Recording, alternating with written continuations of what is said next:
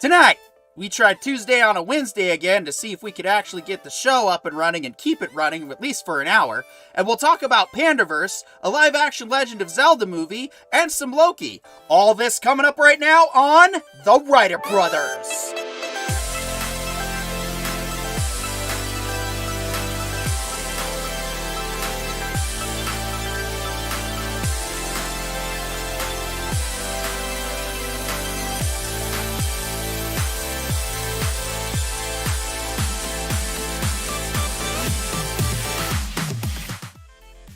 And welcome back to The Writer Brothers, your Tuesday night home on a Wednesday for Pandaverse and Loki. But first, we've got some breaking news that we need to discuss and get into.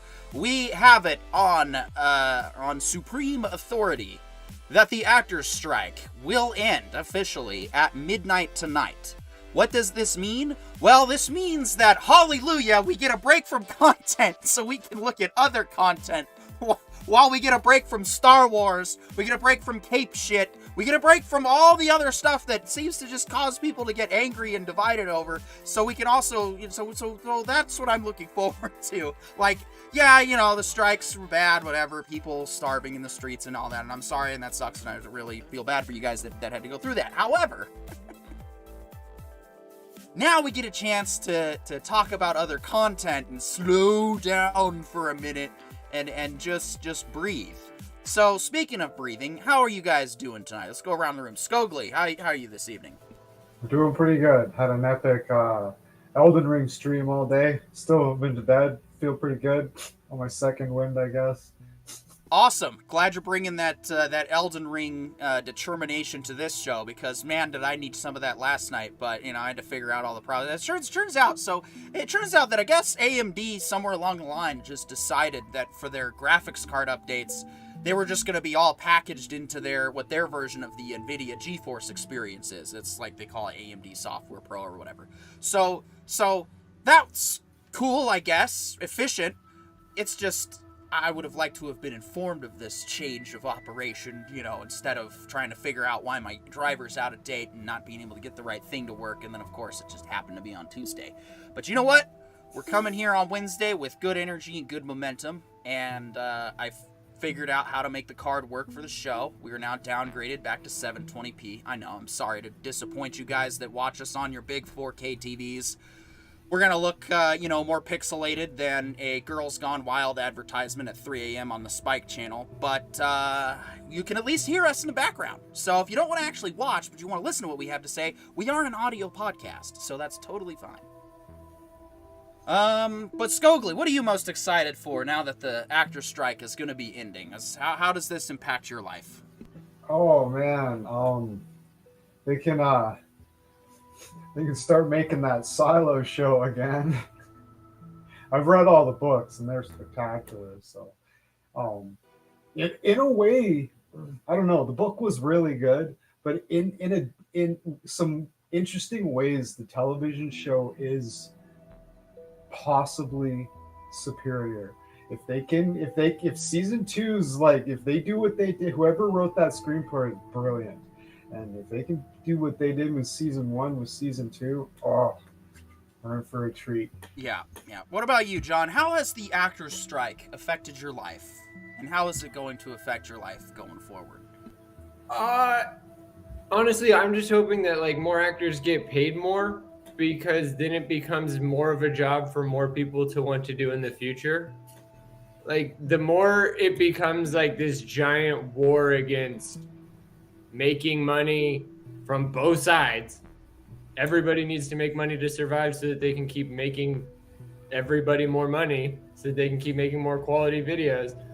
Like honestly, I if your leadership requires strike to be able to be heard, how are these people in charge? But anyway, I digress. For me, I'm excited for Dune 2. I noticed that Call of Duty had a skin pack associated with it, which is about the closest I can get to commercials these days. I haven't seen a preview for anything. Parker, you were texting me offline and you were like, I'm excited for Reacher 2 trailer. And I was like, oh, right. I forgot to put that in the description. So, Daniel Larson, if you're here, we may risk trying to look at the Reacher Season 2 trailer at the end. If not, we're going to save it for Friday because John is going to be joining me on this week's Casual Free-for-All Friday to celebrate the Marine Corps' birthday, the second best military branch of the United States Armed Forces. They definitely deserve their recognition. We are known as the left breast branch of the military, and the Coast Guard is the right breast. That's right. Just two giant boobs serving the will of the machine. Anyway, sorry, what was I saying? America's a really hot lady.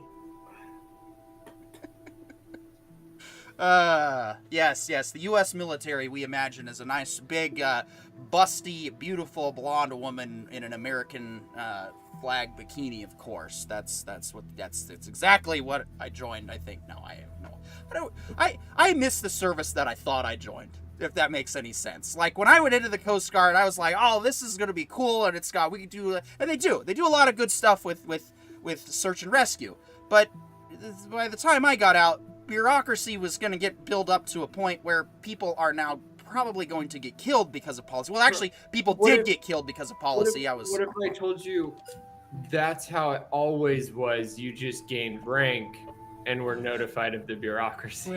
When you start to, yeah, well, that's what I learned. Leadership in the military is really just learning who to pick to screw over.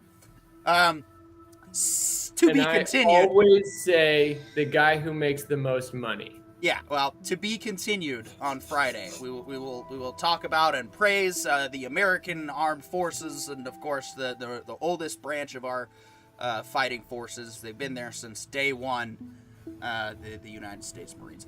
But and then of course the second oldest branch. We'll talk about the Coasties as well because I'm insecure like that. I need to make sure that my service is acknowledged because my little brother can't be better than me. That's just not allowed.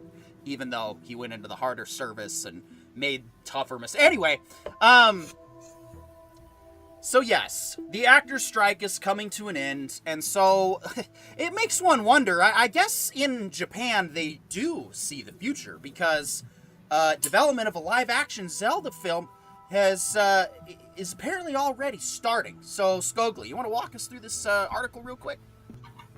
Oh yeah, so this is from the Nintendo.co.jp. So this is right from Nintendo Japan translated. We've got today announced that it will develop a live action film of The Legend of Zelda. The film will be produced by Shigeru Miyamoto, representative director and fellow of Nintendo, and Avi Arad, chairman of Arad Productions, who has produced many mega films. More on that in a second. The film will be produced by Nintendo, Arad, and Sony Entertainment, with more than 50% financed by Nintendo. Of course, Nintendo will have the final say, as always. Nice to see. Well, actually, it is because if they're gonna, real quick, yeah. For the first time, I'm reading a letter that says, "To whom it may concern." Yeah, I am concerned. Yeah. Well, so, I'll just point out that on the one hand, I get that they want to keep retention of the property, but What I will. Yeah. Okay, you got the other article up? Yeah, I got it Okay. back. What I will point out though is the fact that they want 50% control, but the fact they're willing to put their own money into the product to maintain that creative control.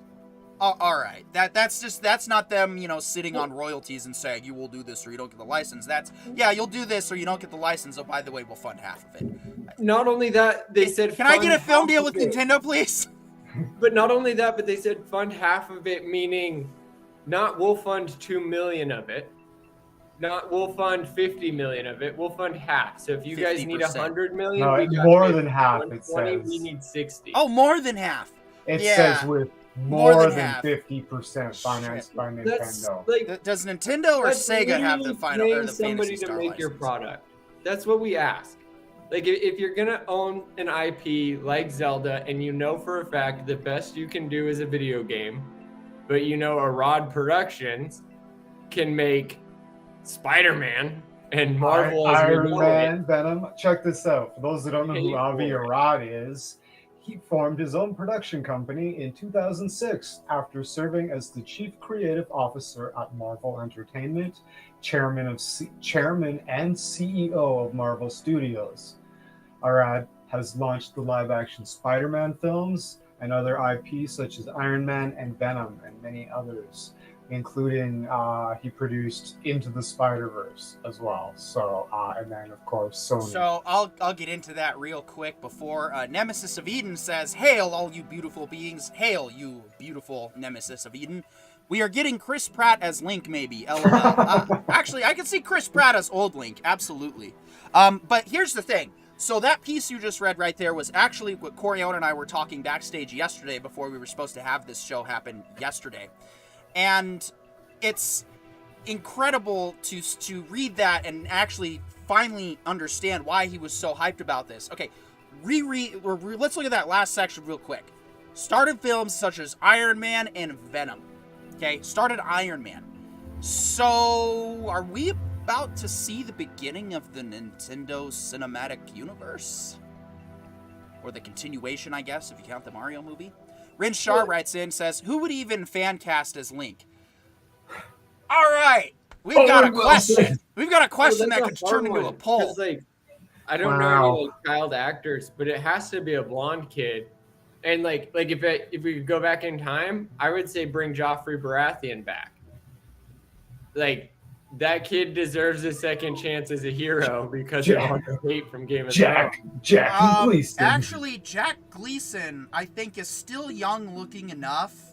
He could get away with young Link and old Link, but the trick is to convince Jack Gleason to go back into acting because he retired after Game of Thrones because he didn't want to do it for his career. And that's what I'm saying. This would be the opportunity for him to actually be wholly redeemed, right? Because this is a heroic character with a legendary director. Like, this would be the chance to like help this kid fall in love with the sport again. And as far as blonde actors go, he's tried and true. That kid is awesome. Yeah, he's a fantastic actor. Oh yeah, Jack Gleason is without a doubt. Performance. Yeah, one of the greatest. He really is something else. I mean, and I've heard it just nothing but good things about him in person too. Apparently, he's just a decent human being all around. But yeah, so we'll go ahead. So John, you're putting in Jack Gleason. I'm gonna go ahead and get a poll under construction here, and then we can leave that for the viewers for the rest of the time. All right. So what do we want to do? Do we want to just cast Link, or do we want to cast young Link to start? Well, I think Renshar wrote in, I feel like we're going to get an older Link to match with Breath of the Wild and Tears of the Kingdom, which Jack Gleason really nails that because he has that range as far as like, I think in Breath of the Wild, it feels like he maybe ages a year. As you get more powers, it seems like a little bit older. Right. But also that's like the perfect age range. On top of the fact that like you have a ton of room with Breath of the Wild and Tears of the Kingdom because Link doesn't talk, but you have a lot of people that talk at him, and so if you put a voice behind him, that's a really fun story. Yeah, I already saw some people complaining on X Twitter about Tom Holland, so I'm just gonna put Tom Holland in there as a choice anyway. But Skogly, who would you pick? Who are you gonna fan cast as Link? Jeez, I'm sitting here thinking, and I haven't come up with anything yet. Yeah, it's kind of hard to figure out who to play. You know who Who's the youngest brother on Shameless? That kid had the face of a young warrior knight. I think I know who you're talking about. I don't recall the show off the top of my head.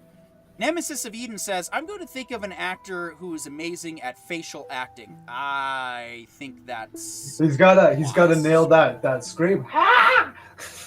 Well, the question is, how authentic of a Link movie are we going to go for? He's going to be running around just smashing pots everywhere. It would be great. So maybe we don't need an actor who could say words, because we'll just have Link stuff be on subtitles. Exactly. Exactly. Oh, man. Just don't even have him ever reveal his face. Yeah, I obviously have Ocarina of Time in my head. When he gets surprised. Oh! Listen. Yeah. So, anyone in the chat, do you guys have any actors you'd like to suggest for our poll before we get it started here as to who should play Link? We got enough room for, I'd say, 2 or 3 more choices if we really want to. Yeah, so far, our choices are Jack Gleason and Tom Holland. So I've this vision of Jack Gleason. The Rock is empty, Navi. Enough. Hey, listen. No. Shut up.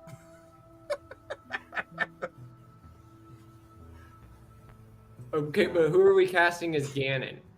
Because it's got to be Will Ferrell. Well, no, we got to. I got a poll that we got to do first. So we get Ganon. Will Ferrell is Ganon. Done. That's it. So we don't even need a poll for that. That's decided now. So any other choices for Link? Do we have any other? Yeah. Nemesis of Eden says, who are they getting for Navi? I think they could just pick anyone on YouTube, really, to be that. Rock.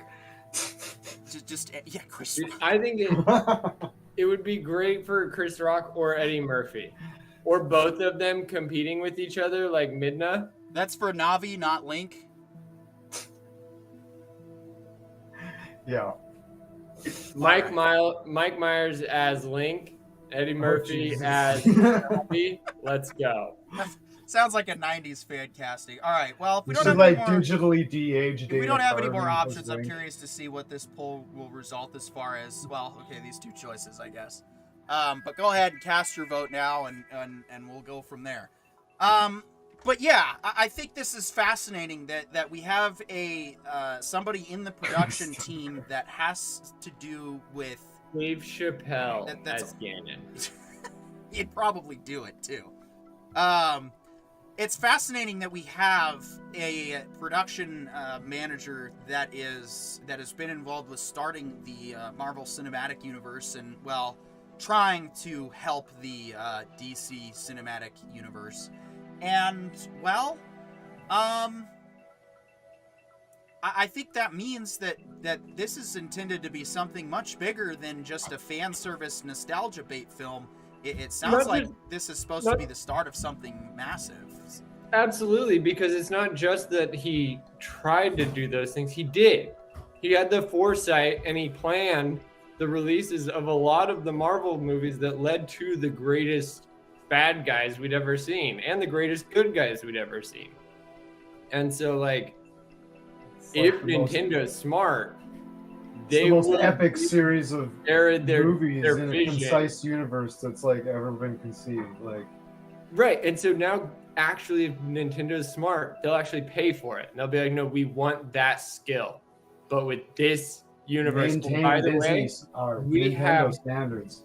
Yeah, well, they have so many books on it. They have literal trees for every power escalation. So Eric doesn't have to plan how he's going to do escalating powers. Instead, he can literally just go, I know how it works because it's already written down. So I'm just going to do a plot line that goes through this map. Yeah. Of all this stuff that already exists. And he he has all of the resources that it takes to come up with a great story at his disposal already. All he has to do is script it. Okay. And that's such a gift for such a talented director. Yeah. All right. I'm ending this poll that we kept up for like a whole 2 minutes. So it looks like we're split 50-50. The real poll that we should have started clearly was who should play Ganon, because we've got all kinds of ideas. So keep going with it, guys. We'll draft up this poll real quick, and I'll with everybody's answers, and we'll get going. So, like, for me, I think that this is the chance for Nintendo to continue to show how great they've been with Link and Zelda as a whole. Like, the franchise has always been the same in essence. There is Link, the hero knight, who saves Zelda, the warrior princess, who is captured by Ganon, the biggest evil in the universe. James Earl Jones. Oh my god.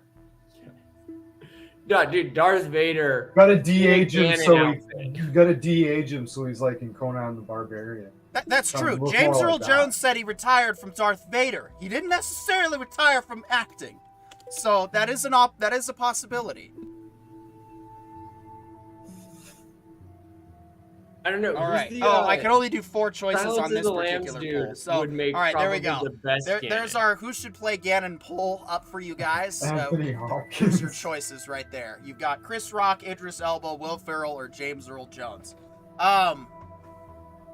So yeah, I mean, this is not a, okay, Nintendo's just gonna put their toe in the water and we're gonna do a live action Link and see where it goes.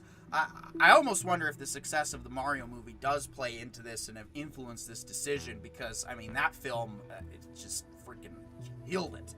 From what was that another movie that came out this year? Yeah, it was. So we had Mario movie, Oppenheimer, Barbie, and we got Napoleon coming up, but I'm unfortunately devastated to hear that it's historically inaccurate, which is disappointing, but I guess that means that Oppenheimer is the default winner of this year's Academy Awards, so I guess there's that, which is nice. But yeah, we'll I guess we'll have to see how this shapes up. Any last thoughts, guys, regarding this? This of course, now we can expect content in probably it's probably going to be a year before we get new content again, both movies and shows. Well, I don't know, because like if you think about it, like all of those studios were mostly done. Yeah. All they had to do was finalize, do reshoots after editorial comments, and then they would have been ready to release, because they always have a back catalog, right? But they didn't want to burn the back catalog yet. Not necessarily. The back catalog is reality television and stuff that's unscripted. Not always necessarily. Like, it takes 3 years to make a movie. The strike's only been going on for 6 months. It depends on the movie and it depends on the Right, production. right, and that's what I'm saying. It's so hopefully we There's should some see stuff some of that those was ones that kind were of sitting final. there. Yeah. There was stuff at the 3/4 mark. Oh And- yeah. and There's stuff that still has to finish production and whatnot. So yeah, well, it'll be a slow. It'll be like it was when it went out. We had a slow trickle out. Now we have no Star Wars content whatsoever. So Star Wars is starting from ground zero. We will not see new Star Wars for at least a year, if not more. Orville Nation, welcome. Good to see you. So yeah, we just. It's so Star Wars is for sure dead for a while. I think Marvel's also for sure dead after this one. Star Trek still has Discovery, but Strange New Worlds and Lower Decks have been pushed back because of the strike. Actually, I think Strange New Worlds was mid-season 3 filming again, and so yeah. Orville Nation says, good to catch you live. Yeah, good to see you live. So yeah, we'll see what this goes into. As Nemesis of Eden has said that this has to land, this has to stick the landing, and if we don't, if they don't, then we'll see one Link live action movie, and then that'll probably be that for the Nintendo Cinematic Universe. And I hope that doesn't end up being the case. I mean, there's the Link series, the Zelda series, it by itself has a rich amount of story to draw from. Lots of video game lore, lots of from Ocarina of Time to Majora's Mask to the newer titles that I can't remember off the top of my head because that's how much. Not just lore, but like glossed over intact lore. Like it doesn't. There are very few times where Zelda breaks its own rules, and so because of that, like that's what I mean by Arid Productions has such a gift in this game is that the original creator wants to like be a part of it, and B like not only be a part of it, but also like you're like it's cheating in production, right? Like this is like literally getting the golden script from a nobody, except it's a tried and true Nintendo name, and they've just been waiting for a producer that they find worthy. And that to me is like Nintendo, you did the right thing. So yes, you may have final say. Oh, they don't just have final say. They're throwing over 50% of their money behind this. No, like, but this is not something to be taken like this is a huge deal. It's something to go with what Corion said offline and has said in previous episodes that we've done, where Nintendo Japan gets nervous with some of the American policies and ideas. And I say to challenge them, like, you guys found a guy who has a history of nailing it. Take the risk on him, because I think he'll make a better movie if you trust him than if you're constantly micromanaging him. And I hope you know that. I really do, because I think this could be legendary. Like, if this guy works, you know Nintendo's going to do exactly what they did with the original creator, and they're going to keep pouring money into it, because Nintendo knows that if you pay for the product, you get a good product. Like, this could be amazing. Yeah. Oh, absolutely. Definitely. Rin Shar says they've got Echo the Dolphin coming out. Oh my God! Echo the Dolphin? It's not Echo the Dolphin. Who's Echo the Dolphin? They've got an Echo show that's coming out. I've seen the trailer. It actually looks kind of good. It's gritty. Like, a guy gets shot in the neck, and it shows the bullet hole in the trailer. Like, yeah, well, if you guys have been missing, like John Wick style execution in the trailer. Jeez. Like, so it looks like it might be okay. If you guys, it's gritty. If you guys have been missing the 1923 aesthetic, there is a new Taylor Sheridan show of the same era, Lawman Basseries, which does look pretty awesome. We may have to pick that one up and start discussing it next week, because it looks really cool. I'll have to figure out what the schedule is going to be for next week, because now it's time to go ahead and get the discussion underway for joining the Panderverse. If you are unaware, I apologize if that burp somehow made it out live. Probably did. If you don't live under a rock and you know what the internet is, then you know that South Park has basically exacted the final nail into the woke coffin. On top of that, they gave us something even better than what Spielberg gave us at the Indiana Jones 5 premiere. It's so amazing that the longer Kathleen Kennedy tries to hold on and tries to keep her glory and tries to just insist that she's done something amazing and is a person of worthy of note, she just continues to get herself humiliated again and again and again. And this time, last week, South Park basically steamrolled her career by compartmentalizing it to one simple phrase. Put a chick in it and make her gay and make it lame. That is the legacy of Kathleen Kennedy. That is what, in it. Make it lame. Make it gay. So, I don't think there's much more that need to be discussed beyond that. But what did you guys think of because I gotta say, like, first of all, I was very impressed with not only how effective and funny this was, but how Matt Stone and Trey Parker just have a way of somehow still staying tasteful and relevant with their commentary, especially with this one. Probably because they were simply making fun of the whole, pandering thing, while also calling to light that maybe us fanboys could do to be a little bit less toxic sometimes. I myself actually did used to be a very toxic fanboy back in the day. Rin Shar can tell you stories of my toxic fanboyhood. Pollo Zapatos can tell you stories of my toxic fanboyhood. Skogly Jotun thinks I'm literally Jesus when it comes to fanboys because he's met me post-toxic fanboyhood. The point is, we've all been there. We get passionate about it. We get so worked up over our favorite shows and our favorite IPs not being properly respected that we have to that we forget the people making those creative mistakes are still human. And so, well, I would go so far as to say, it's not about that we've all been there because like we love stuff. It's childish. It's reacting, and unfortunately for Kathleen, it's the internet age. You get to hear us all.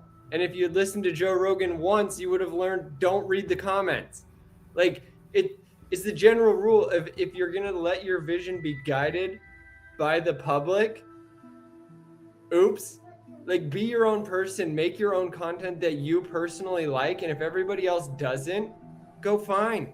Oh well. And then just be fine with that because that's how life works. Stop rereading the TWB business model, okay? That's not your own opinion. That is our policy. But see, the thing is for fanboys, stop being children. If you have a problem with something, write a properly worded letter that is not die bitch die, because that's rude and threatening, and it ruins our credibility as fans. And I want to promote one such person who does a very good, very thorough job of that, particularly a friend of this channel, Mr. the Nerdporial Lifeform. Now, if you don't know who the Nerdporial Lifeform is, I'm gonna try and get his link up in the channel. But the reason why I like Brian from Nerdporial is because while he does, you know, he is very critical in his in what he thinks. He offers solutions. He gives suggestions of what he would do as a fan and as a writer and a creator himself. And that is what I think is the important critique that we at the Writer Brothers believe in and want to harvest. We are all for all of you coming here to have a voice to complain about whatever you want. However, we're the solutions department. We have no problem listening to you complain, but we're not your therapist. We're not going to let you just pay us money to whine and then go about your life and tell you what you want to hear. We're the guys that you come to for ideas. We're the guys that you come to share ideas. And we're the guys that come up with our own ideas for stuff. So when it comes to Star Wars... we do that by complaining ourselves and then adding constructive criticism. Part of it is constructing a solution. Exactly. And it may not be the solution. That's what blueprints are for. That's what I don't know who Kathleen Kennedy is. I've never met this person. I have no interest in meeting this person at this point, as I see no interest. But I don't go to bed at night cursing her name. I don't wake up in the morning going, oh my God, Kathleen Kennedy is still president of Lucasfilm. What am I going to do? Oh, I'm going to write an angry video and complain about it on YouTube, obviously. I have a 12-second clip of the Bambi scene if you want to play it. For me personally, I hope Kathleen knows I'll talk to her this same way because I talk to everybody like this. It's my personality. If you come and meet me, I'm going to give you this energy. This energy is not meant to hurt you. It's meant to hurt bad ideas so that we can build better ones, because I know we're all smart enough to do it. Like all it takes is a conversation, a discussion, and 1,000 bad tries until we get it right. But if we stop talking, if we close ourselves off and start blaming everybody else for our problems, great. Now we just have problems and no solutions and nothing good, and everybody's mad at each other, and we're children. Exactly. But as adults, that said, we're going to take the next 15 seconds to give the copyright sentencers something to talk about. All right, go ahead, Skogly. Kathleen Kennedy is down on set right now, ruining the new Bambi movie. Any diverse woman in it, make it clear. But Mrs. Kennedy, Bambi's a baby deer. Fuck baby deer, put a chicken in, make her gay. Again, that is the legacy of Kathleen Kennedy. Now, here, I want to be clear. The only time I talk about Kathleen Kennedy is when we have a breaking news special. Otherwise, this is not what any of us on this panel wanted. This is not like we're gonna revel in it and enjoy it, but we've tried to tell you over and over, just move on. Just like in 5 years, no one's going to really care or remember who she was ultimately. Disney Wars will probably just kind of become its own sort of thing, or the Disney Wars era. You know, I mean, it'll still be Disney Wars after Kennedy, but I think we'll feel like, oh, I don't know, Star Wars again. Like, nobody actually wants any of this. But if we look at the sequence of events that has gotten to this point, she brought it on herself. And so the big lesson to be learned here is, you know, sometimes, John, I know what you say, don't read the comments. I have to disagree with that method. What you need to do is you need to be willing to listen to constructive criticism if you want to succeed in life at all. And I myself, like, people say, oh, well, what if somebody was critical of Galaxia? Do it. Buy my book, give me feedback, and help me grow as an author. Go ahead. I'm not insecure about being wrong. I'm not insecure about being told that half of the shit in my book is made up fantasy and is not real physics. But even then, it's, you know, theory. It's the point is, it's okay to be wrong. And yes, I want you to be critical, because I don't want to grow up and be like Kathleen Kennedy in any facet of life. I don't want to be this obstinate piece of shit human who doesn't listen to critics, who doesn't listen to their friends, who doesn't listen to anybody but thinks they know what's best for everyone.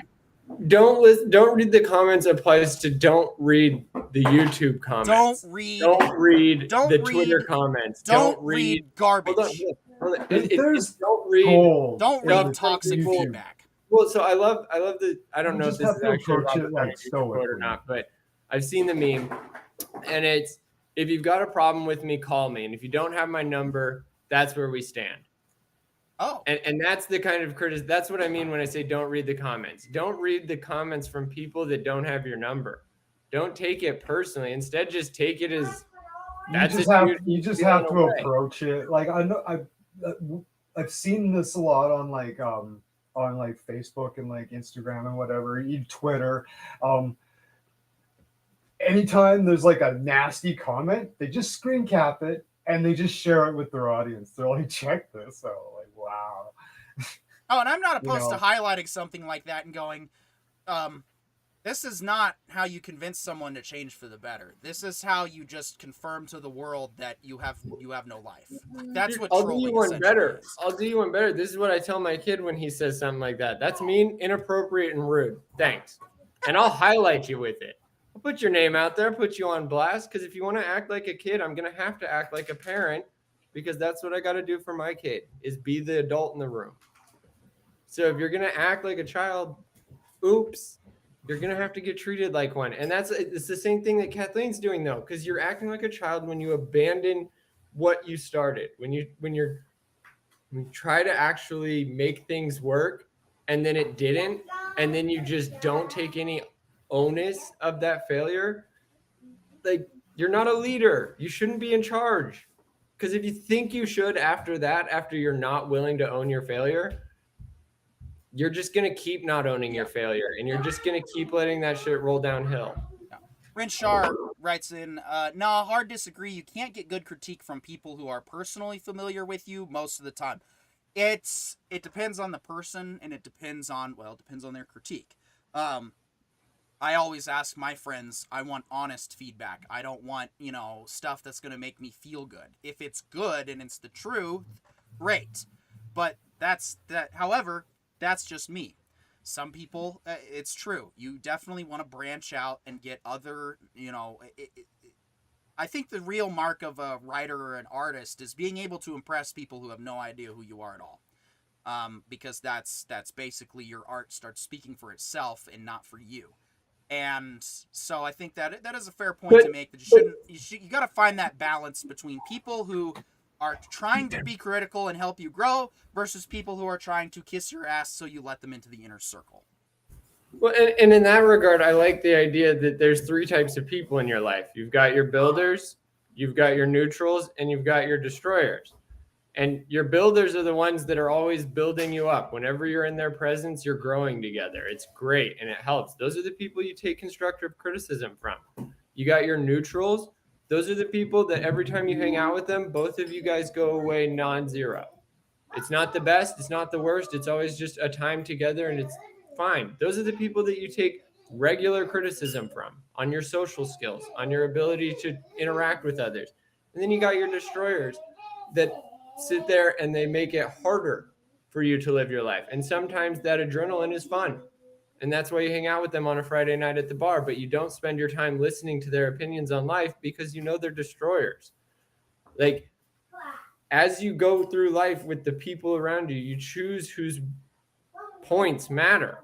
And if you're smart, you keep finding people. You keep finding new people to add to your repertoire so you maintain a diverse, adapted commentary on your abilities. But if you decide to stagnate and only trust 3 or 4 people, well, eventually those 3 or 4 people are only going to tell you the same thing over and over, and it'll appear like yes men because they don't know what else to tell you. They already like you. Yeah.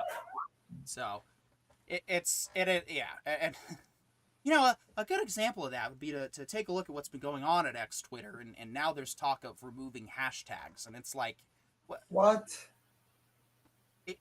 First of all, who the hell thought that changing it from Twitter to X, like that's a good idea, that we should go forward? Like does Elon just surround himself with yes men? Because changing the brand was the dumbest thing he's managed to do with this so far. Like, I mean, he's done a lot of other dumb things, like fire all the people that knew how to work on it. But without a doubt, this is just sad what's happening with Twitter. And apparently he's spending $1 million a day to keep it up and running. So yeah, make of that what you will. But yeah, I think the Pandaverse was actually definitely one of South Park's most poignant, probably one of their greatest pieces overall, because it is very, like, notice that most everybody on Twitter is in agreement that it called out everything, because it's not, there's nothing in it that is inappropriate. It's all over the top satire because that's the point. It's basically driving home. But the reason why it works is because they also said, we don't need to be sending people 12,000 angry hate letters a day. Like, that's not going to, no amount of anger and hate is ever going to affect another person. The hatred that you have for somebody else only affects you. Okay? I know there's people out there in the world that hate my guts and think I should die tomorrow. I'm still here. I'm going to be here tomorrow. I'm going to be here for many, many years. I'm not going away. You all need to move on and have a life without me, because hatred is chugging poison and hoping the other person dies. That's all you're doing. Now, some people think, well, it's not a big deal if you don't. It is a big deal. It is.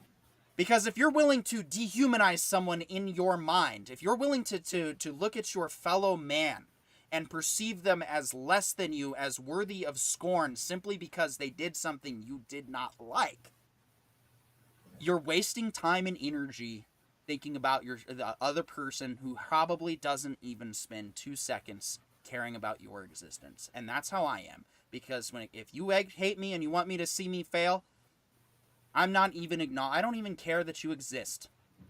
That's how it is for me. That's how it is for every sane, rational human who knows how to control their emotions. And that's how it needs to be for us as humans continuing to go forward and to evolve, is to let go of your hatred.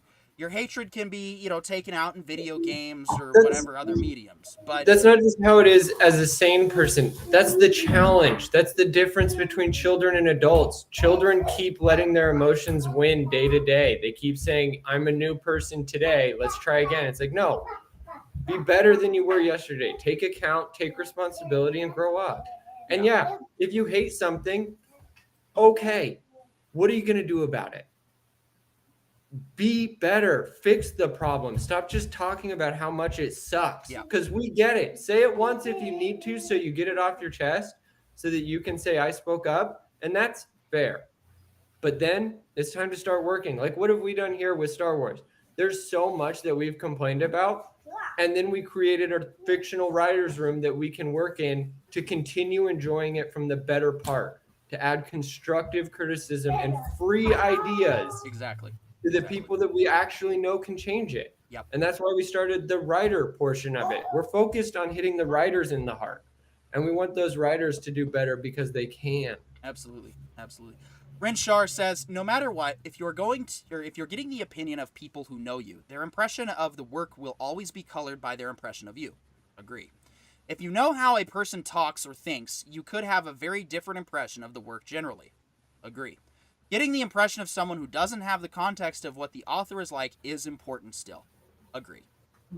Those are all very good points. And so, yes, it does help to have people that you know, but yes, you do want to impress upon people and find people who don't know you to give your stuff a try and give feedback. There should always be a distinction between fan mail and comments. And if you're a fan of something and the first line and subject of your header is, I hate you, Kathleen, you started off wrong.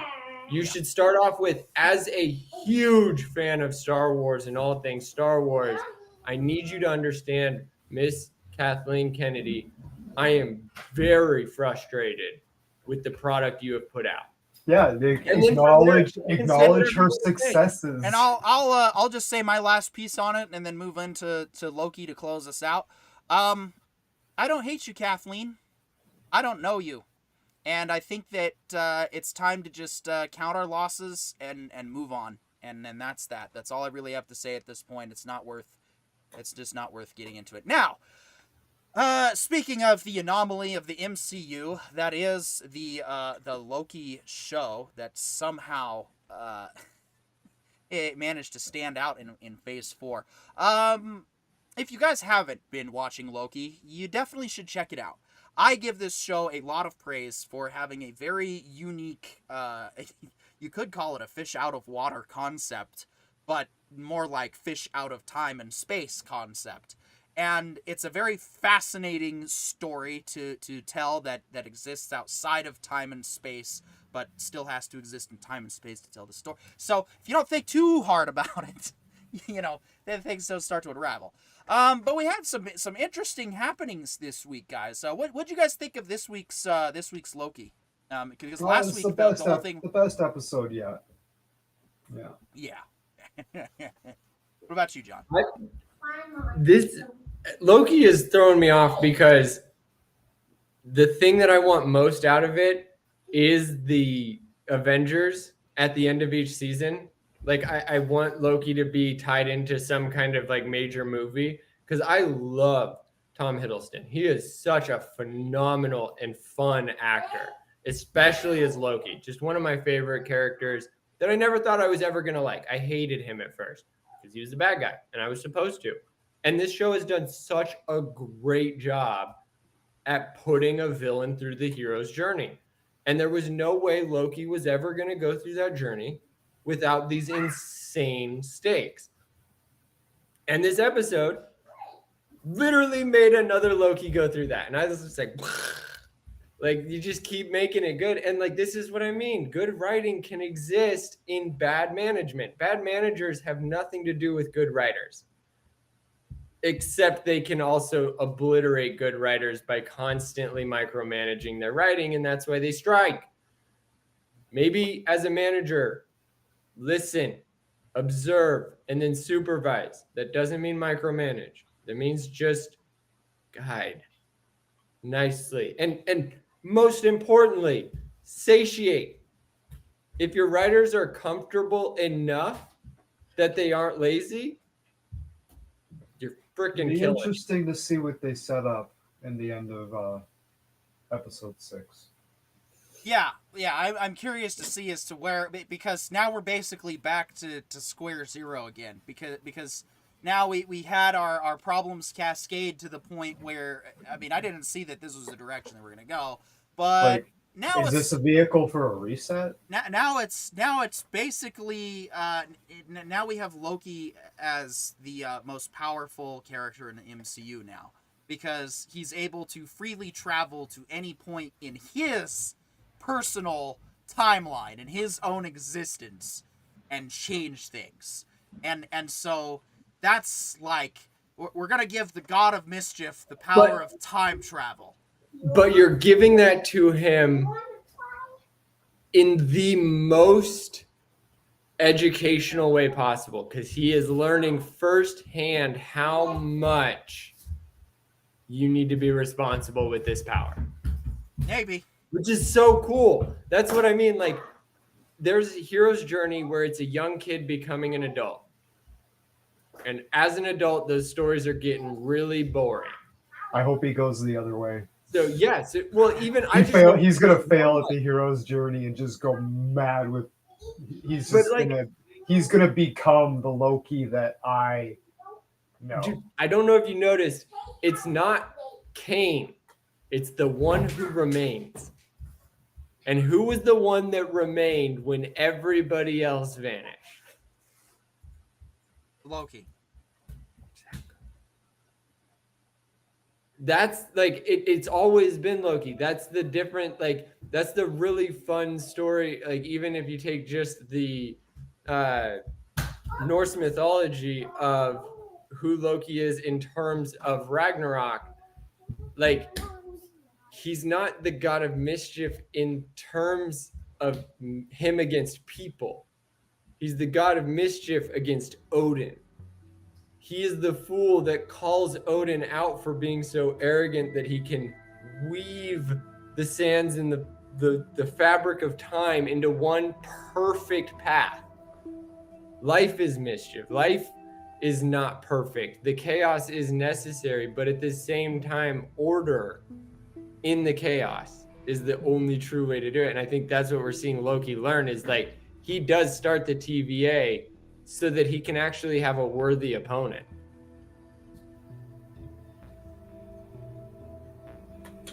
Yeah. So it'd be interesting. That's weird. There's only 6 episodes, but as long as it's tight and satisfying. I mean, this has been a very, this is definitely it a felt show. kind of meandering a little bit, but now I'm pretty sold after the last episode. I mean, there was also that one.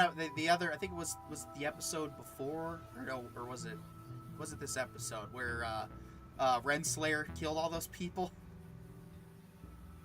or was that the one before?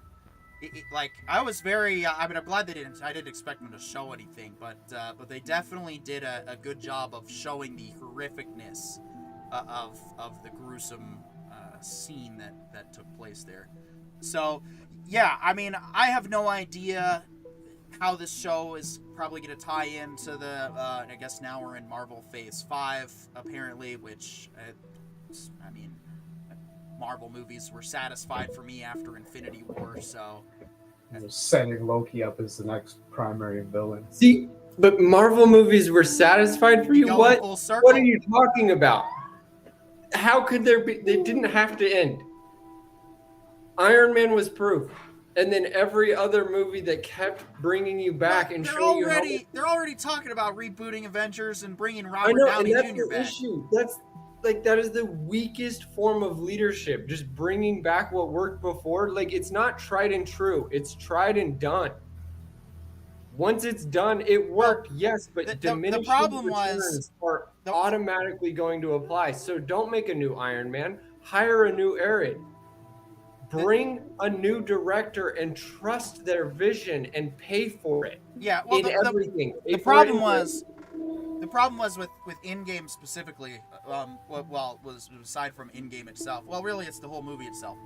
First of all, it's failed to stick the landing, and it has nothing to do. Let's clarify real quick. It has nothing to do with that girl power scene in the last battle. I don't even care about that.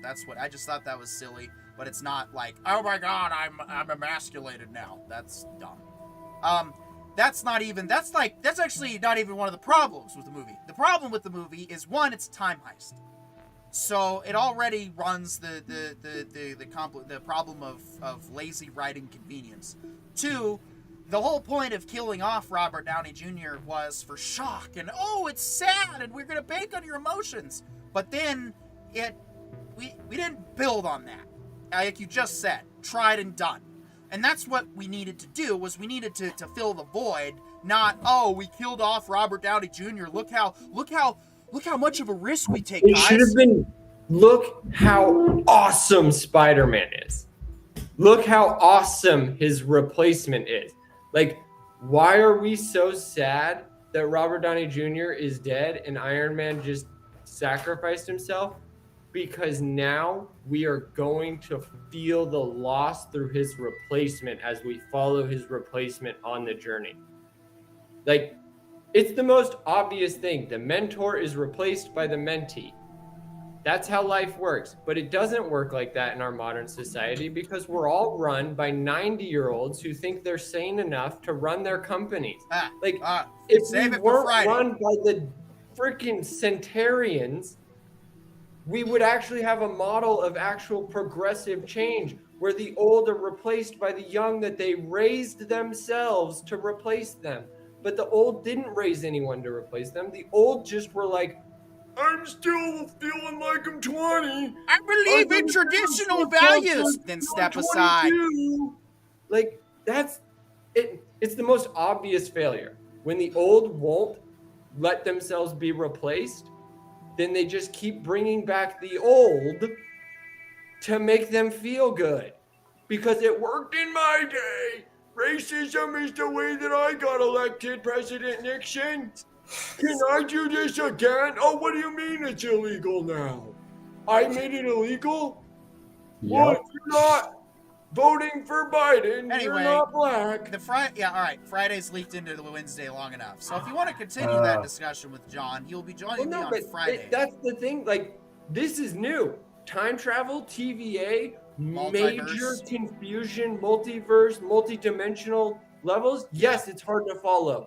Not to insult some of our more seasoned viewers to say, but I do notice that the complaints of multiverse are coming mostly from old people. I actually haven't met a millennial or a Gen Xer even. I've met some Gen Xers who don't like it, but I've also met a lot of Gen Xers who don't mind it.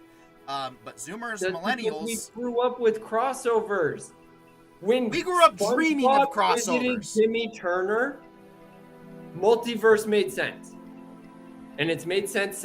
Yeah, it's always made sense to me. That's why it's like when people say, oh, multiverse is lazy writing. I'm like, no. It's actually very hard to write effective and good multiverse. Have you seen Chicago Fire and Chicago PD? Those are two linear realism stories. They also do crossovers. It's really easy to understand that not every cast can be afforded in every show. Yeah. Same with every universe. All we do is just accept that there's this veil. All the old people that are like, I don't understand multiverse. It's like, because you don't accept that there's a veil. It's called network. It's called money. We just ignore it so that we can enjoy the content, and it's worked literally when comics did it. Like, that's all that the whole multiverse thing came from, was Stan Lee just going, okay, I need a new comic book superhero, but he missed all of these other events I've already passed over. Guess he's from a new universe. And we were like, Okay. Yeah. That I guess that works because you made it work. You wrote it out, and we accept your writing. We're not here to accept your math and judge your quantum equations. We're here to hear your writing, and if it makes linear sense, good enough. Yeah. And Loki is one of those shows that does a decent job of, I think, holding the audience's hand through the multiverse. And so it's definitely a good show for that. Like I said, it's probably the most original thing that Marvel has managed to produce in ever, really. Since Iron Man. Since Iron Man. Yeah, that's true. It's like everything after Iron Man was an attempt at redoing Iron Man, just with a new suit. Exactly. All right. Well, we are now down to the last few seconds of broadcast here. I want to thank everybody for bearing with us and showing up on a Wednesday, even though we were supposed to be here yesterday. Rin Shar, Orville Nation, Nemesis of Eden, appreciate your guys' enthusiasm and interaction in the comments. That's also what helps makes this show fun. Again, please join John and I on Friday. We're going to be talking about the Marine Corps' birthday. We're going to be talking about adulthood and what it means to be an adult. And we'll probably be talking politics because Casual Free For All Friday is an open forum show. It's also the place where I want you, our audience members, to come and discuss whatever you feel is on your mind or join the discussion in depth. And yeah, we also might end up, depending on if Daniel Larson shows up or not, we'll take a look at the Reacher Season 2 trailer. If not, we'll just save that for next Tuesday. And yeah, so that's what we have planned for Friday. I don't know what we're talking about on Rogue Council tomorrow, so stay tuned for that. And yeah, if you did like what we did, please like, share, and subscribe. If you didn't like what we did, this has been the Nerdporial Lifeform. John, you're muted. Check out next week and see if you like next week's entertainment. And then come back for the week after that if you still don't like it, and see if you like that week's. And if you still don't like it, write us a note and then come back and see if we read it. Send us an email at thewriterbrothers@gmail.com if you guys want to provide feedback or have any suggestions for content topics or discussion topics for Fridays. You know, we're pretty open right now. We're still slow growing. We're still gathering our community. So if you're somebody who just wants to join discussions and get their voice heard while I do all the driving, this is your chance to get in while we're small, because, you know, it's taking open auditions. And here are the requirements. Be nice, be respectful, and be ready to discuss. Always do the homework. Oh, I guess I lost track of what the thing was doing. Sorry, 1 second. Let me rewind our clock back. I'm a competent showrunner, I swear. So, again, want to thank everybody for tuning in.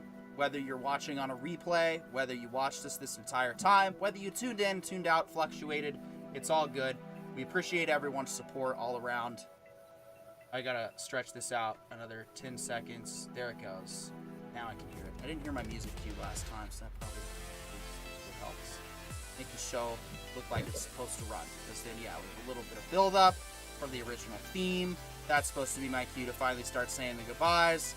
And of course, it also helps to have a giant orange or blue blob to go off of.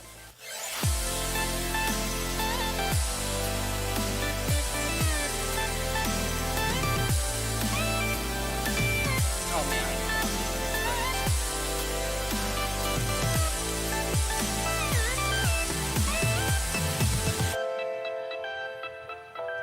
This has been a presentation of the Writer Brothers, Tuesday Night Live show on a Wednesday and shortened to 1 hour. The Writer Brothers. Quality human content.